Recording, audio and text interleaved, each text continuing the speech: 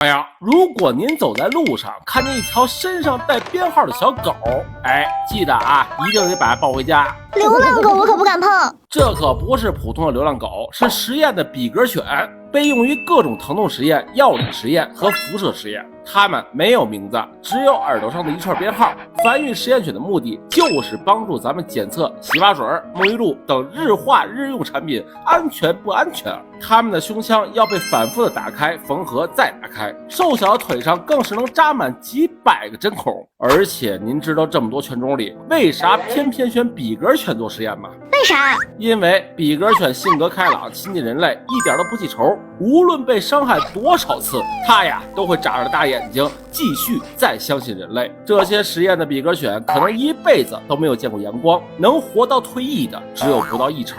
再加上身上全是伤痕，不如普通的小狗看着可爱。活下来的实验犬中，能被领养的那更是寥寥无几了。所以，如果有一天您遇到了耳朵上印着编号的实验犬，我希望您呀能给它找一个温暖的家。想看更多江湖秘闻，点点关注不迷路。